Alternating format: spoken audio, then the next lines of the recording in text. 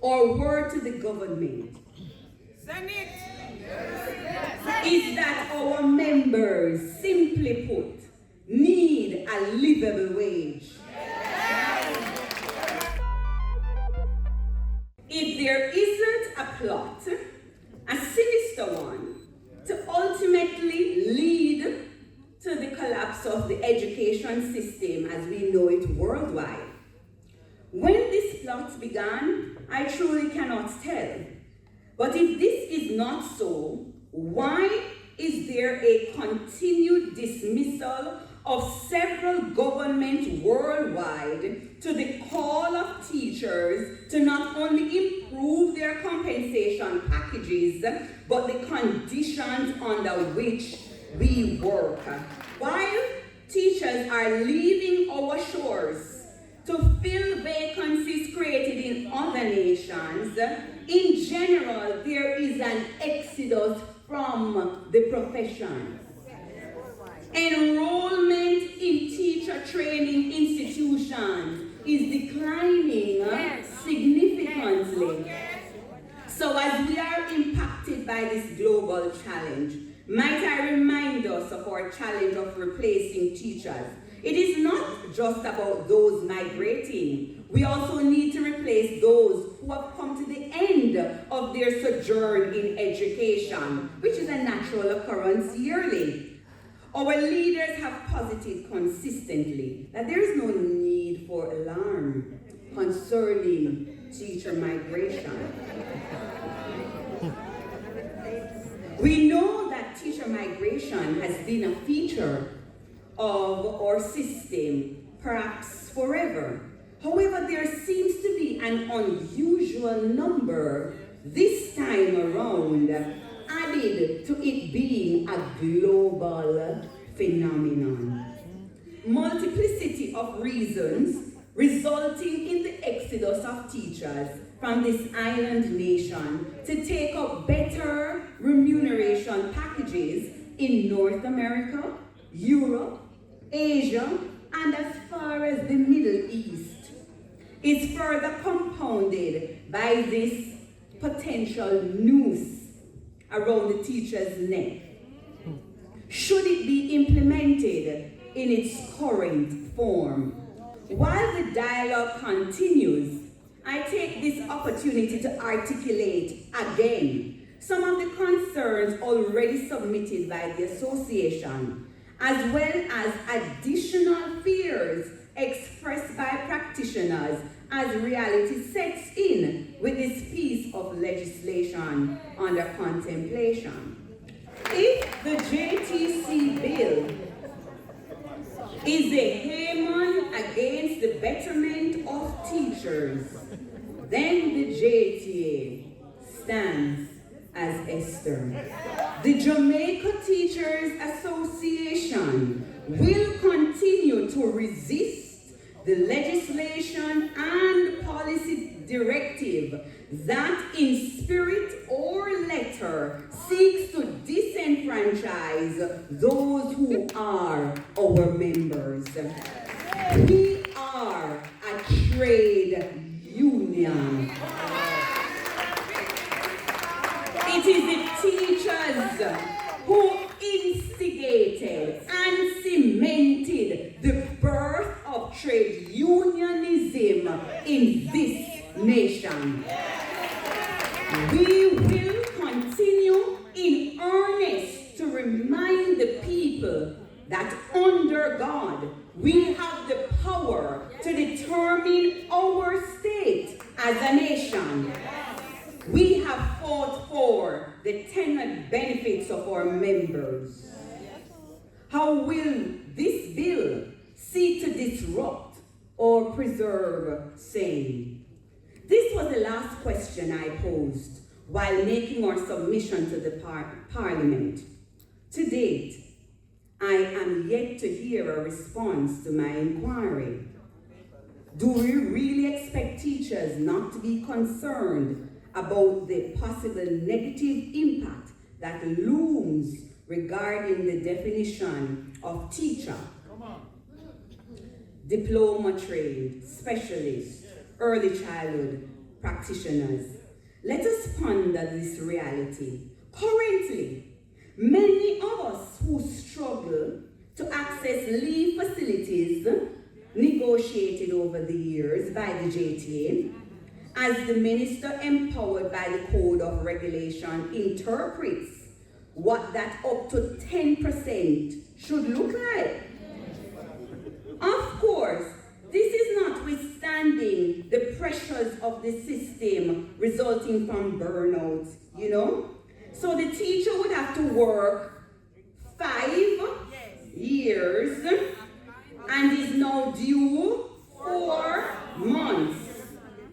But the renewing of his or her license may coincide when this leave is due.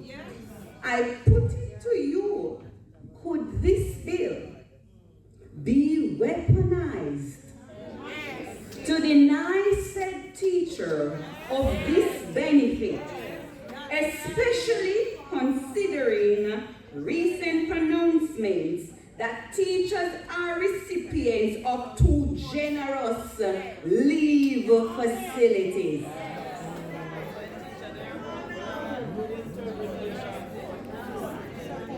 I raise this possibility,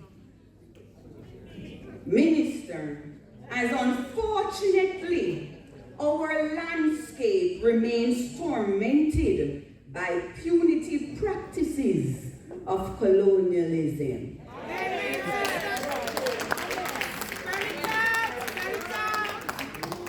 This is in addition to bringing to the fore some myths that abound that a member of the Joint Select Committee encouraged us to raise. So this could be demystified. So I am only using the opportunity to so do.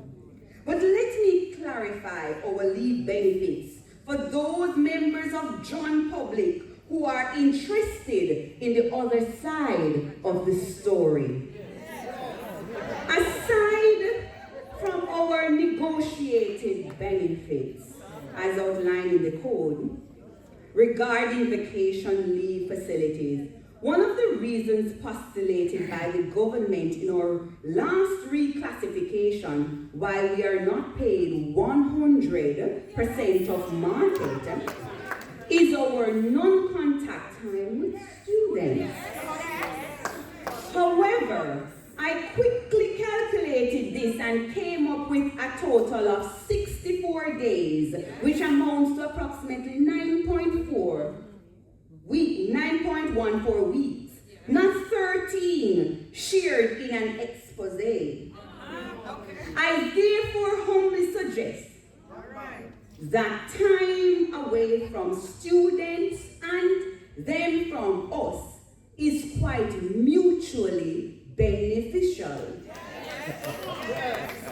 But just ask anyone with a working knowledge of this system, and if you don't know such a one, ask any teacher worthy of every penny and more currently paid to him or her. How many of those days are spent resting and staying at home with our family?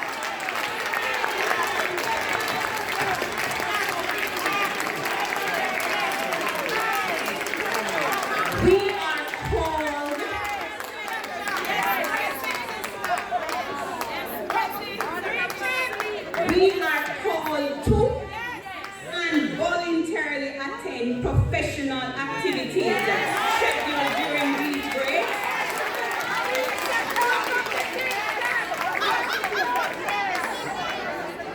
A practice I ask for us to revisit. Teachers use this time to formulate assessment, mark papers, finalize reports, and complete all other administrative duties. For those of us who operate in multi-grade institutions, and there is a significant number of us who operate without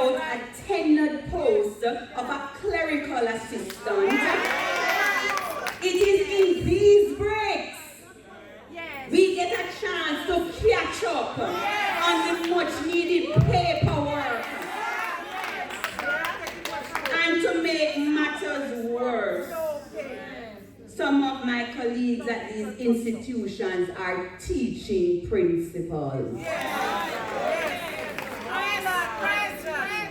I hasten to say, we are well deserving of every break. We need to preserve our teachers. Look at it. Just recently, we had several of our colleagues passing in 1 month. Stress and other variables undoubtedly contributed to their demise. The matter of this egregious bill in its current form, ponder the following. If the government's intention is not to overreach and be punitive, should registration not be their focus, while leaving the matter of licensing practitioners to a group of professional peers? Of course, they are the best to determine competence and guide where necessary the crafting and monitoring of professional growth plans. Do non-lawyers assess and approve lawyers? Do non-doctors determine who practice as doctors? Why in heaven's name do we insist as a country to tell educators how to practice their craft? Not only are teachers faced with the uncertainties surrounding the JTC Bill, but the situation is further compounded by the shrouded secrecies of the restructuring by the government of how all public sector workers, including teachers, are to be compensated. We need to remain vigilant, my colleagues. It goes without saying that, like all public sector workers, we will not allow the government to just do away with the concession facility. While the government has reposed the right to act on behalf of the people, those actions must reflect the collective will of the people. The people are the government. The same is true of the JTA. The members are the JTA. Be it members of the public or the JTA, know your right and power. Prayerfully ask the Lord how to effectively use saying or word to the government. Send it. Is that our members, simply put, need a livable wage. The inflation rate of over 11%. The food bill that is out of this world. Gas prices that continue to soar. The struggle is real. Why then do we wonder why our professionals are leaving? How can we sacrificially attain the required certification, yet to be compensated far less than we are valued? I suggest we reduce wastage, pilferage at all levels of the system, and channel this to better pay teachers and resource schools. No, we are not greedy. We are cognizant of the times, but convince us that you really don't have it by transparent fiscal prudence. Just a question. It's just a question.